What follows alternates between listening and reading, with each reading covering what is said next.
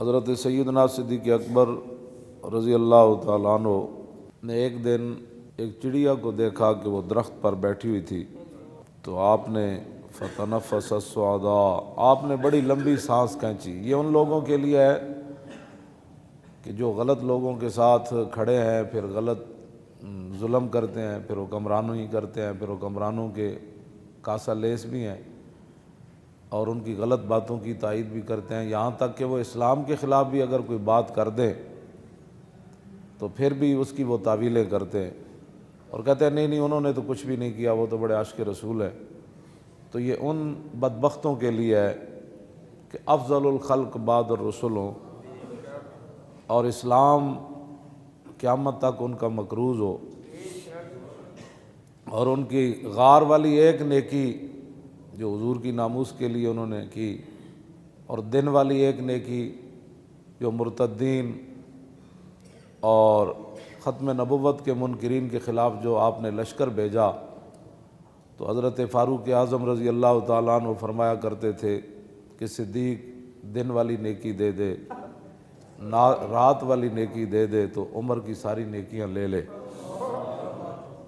اور جن کے بارے میں نبی علیہ الصلوۃ والسلام نے فرمایا کہ اللہ رب العالمین عرش پر ناپسند کرتا ہے کہ زمین کے اندر صدیق سے کوئی غلطی ہو جائے۔ اور صحابہ اکرام فرماتے ہیں کہ جیسے نبی علیہ الصلوۃ والسلام جب ظاہری دنیا سے تشریف لے گئے نا، تو اس وقت مدینہ پاک میں جو گہرام مچا، تو جب سیدنا صدیق اکبر دنیا سے تشریف لے گئے تو مدینہ منورہ میں اسی طرح کا گہرام مچا۔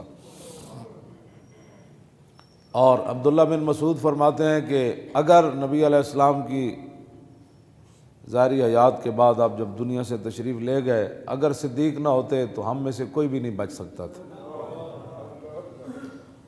اتنی شانیں وہ تو نہیں، وہ تو حضرت عمر کی اتنے نیکیاں جتنے ستارے آسمان کے، تو حضرت عمر کہتے ہیں کہ میں صدیق کی ایک نیکی مجھے مل جائے میں ساری دینے کے لیے تیار ہوں۔ یہ ساری شانوں کے باوجود اور جو آپ نے تنخواہ لی 2 سال 2 مہینے کچھ دن جو آپ نے تنخواہ لی، وہ تنخواہ بھی واپس کر دی آپ نے، یعنی سرکاری مال بھی نہیں لیا۔ اور جب وہ سارا مال واپس، وہ اونٹنی بھی چلی گئی۔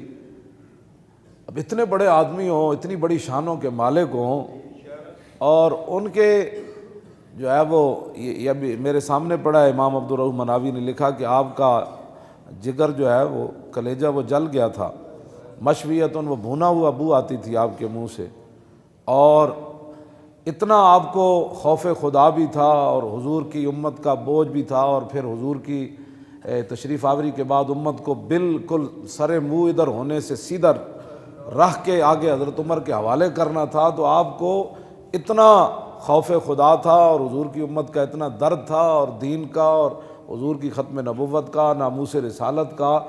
جو رات آپ سوتے تھے تو صحابہ کہتے ہیں جب آپ کا وصال ہو گیا تو پھر جب ہم نے وہ جگہ دیکھی جس چارپائی پر وہ سوتے تھے تو اوپر والی چھت بھی سیاہ ہو چکی تھی۔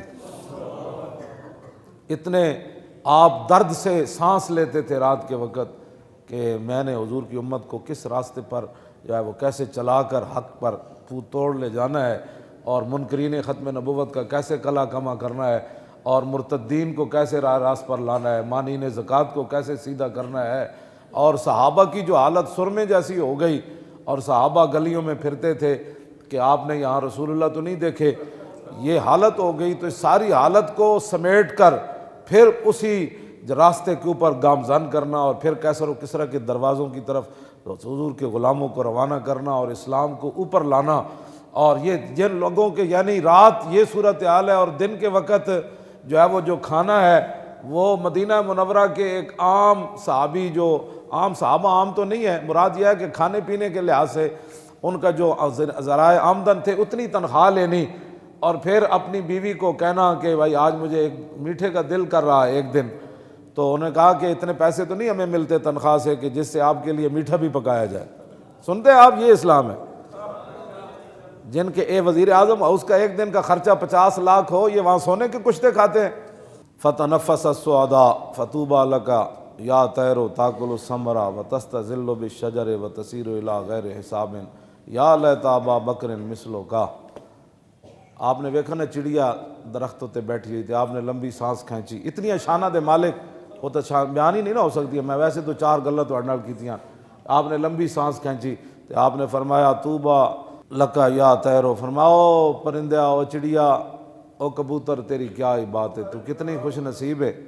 تاکل الثمرہ و تستظل بالشجر, فرمایا تو درخت دے پھل کھاندا اور درخت دی چھاواں تے رہنا. و تسیر الی غیر حساب, تو قیامت والے دن تیرے کو حساب بھی نہیں ہونا. تے صدیق دا کی بنے گا قیامت والے دن, انہوں تو رب دے سامنے حساب دینا پینا ہے. تے آپ لمبی سانس کھینچی جس طرح بندہ دسو اتنی شانہ دے مالک ہومن تے خوف خدا اتنا ہوئے تے پورے ملک نو لٹن والے, مسیتاں تو سپیکر لان والے, ممتاز نو پھٹے لان والے, ختم نبوت تے حملہ کرن والے, مندراں تے گھنٹے کھڑکان والے, اور تھر دے بچیاں نو دوائیاں نہ دین والے تے ملک لٹن والے, انہاں دا کی بنے گا دنیا آخرت وچ؟ انہاں جدوں اور پھر انہاں دا کی بنے گا؟ تے جڑے انہاں دے نال ظالماں دے کھڑے نے انہاں دا کی بنے گا؟ واپس آؤ حضور دے دین دی طرف. ہاں جی واپس آؤ رسول اللہ دے دین دی طرف. ہن سونا نہیں, ہن جاگ کے رہنا ہے. نگھی چادر تان کے سو گئے, ہن تسی تے نہیں نہ سونا. ہاں نگھی چادر تان کے سو گئے, مالک چور پچھان کے سو گئے. لٹن والیاں رج کے لٹیا, جاگن والے جان کے سو گئے. ہن نہیں سونا, حضور دا دین لیاؤ. کیوں جی؟ ہاں توجہ جی, او توجہ بھائی. انشاءاللہ جدو تسی حضور دے دین دی طرف چل پاؤ گے نا, ایک قرآن دا وعدہ ہے, نص ہے قرآن دی, والذین جاہدوا فینا لنہدینہم سبلنا وان اللہ لمع المحسنین. فرمایا جو لوگ ہمارے راستے میں چلنا چاہتے ہیں, محنت کرتے ہیں ہمارے, والذین جاہدوا فینا ہمارے لیے محنتیں کرتے ہیں, لنہدینہم سبلنا, تو میرے حبیب انہوں نے دس دیو میں اتنا کریم ہاں کہ انہوں واسطے کئی راستے کھول دیاں گا. کئی راستے انہوں واسطے میں ہموار کر دیاں گا. چلن صرف اے, ہاں جاہدو دا مطلب ہے محنت, صرف اے پہلے محنت اے کرن, ستیا نہیں آندا. ہاں ابراہیم بن ادم ستے ہوئے سن نا اپنے محلے چ, تے انہاں دا دل سی میں ولی بن جاواں, تے میں بہت وڈا ولی کامل بن جاواں, تے سوندے محلے چ سن. ایک دن اللہ نے فرشتے بھیج دیتے انہاں دے محل ہوتے, انہاں جا کے محل ہوتے انہاں جناب پیر مارے زور زور دے. ابراہیم بن ادم باہر نکلے, انہاں کہا کون ہوئے؟ انہاں کہا جناب اٹھ گم ہو گئے تو اٹھ تلاش پہ کرنے. انہاں کہا اٹھ بھی کدی محلہ تے چڑھے؟ انہاں کہا جناب جو اٹھ محلہ تے نہیں چڑھ سکتے تو محلہ ستیا رب بھی نہیں لبدا. ہاں جی پھر آپ گئے, پھر بعد نکلے. کیوں جی؟ تو پھر ایک دن اللہ اکبر, پھر ایک دن پتہ ہے کی ہویا, آپ نو جاندا کوئی نہیں سی نا, تے آپ گزرے جاندے سن, تے ایک بندے نے انہوں نے چنگا کٹیا. تے وہ کہنے لگے ہور مار, اس سر نے بڑی نافرمانیاں کیتیاں. فقیر بن گئے سن. تے بعد کسی نے دسیا جنوں تو کٹ رہے سی جے کون ہے؟ انہوں نے کہا نہیں. انہوں نے کہا یہی تے ابراہیم بن ادم سی. آپ فقیر ہو گئے نا, تے باغ دے قریب تو گزرے, تے اتھے انگور لگے ہوئے سن. تے آپ اندر گئے اس باغ والے کو, فرمایا یار انگور دے دے. انہوں نے کہا پیسے دے. انہوں نے کہا پیسے تے نہیں ہے, میں جڑی پرانی جتیاں پائیاں نے لے لے. انہوں نے کہا جتیاں نہ بھی کدی انگور لبا نکلے تو.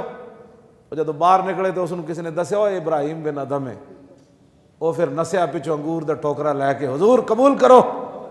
فرمایا کیویں؟ انہوں نے کہا میں نے فلانے بندے دسیا ابراہیم بن ادم. فرمایا جلیا ان انگوراں دی قیمت تو ٹوٹیاں جتیاں ہی سن, فقیری دے بدلے اسی انگور نہیں کھانا, فقیریاں ویچ کے انگور نہیں کھانا. ہاں تو وہ نہ جتیاں دی قیمت سی, وہ تو دتا نہیں ہے, لے جا اپنا ٹوکرا واپس. تے گل انجے بھائی, گھر ستیا دین تخت تے نہیں آندا, گھر ستیا ٹرمپ نہیں ڈاندا. ہاں گھر ستیا بدر فتح نہیں ہوندا. ہاں صحابہ مدینہ منورہ ہی اتنے بیٹھے رہندے تسبیحاں پکڑ کے نا, تو پھر کیسر و کسرا دے دروازے کنے کھڑکانے سن. تسی اپنے گھراں تو نکلو باہر, دین واسطے کرو محنت. ہاں ستیا دین مصطفیٰ تختوں تے نہیں آنا.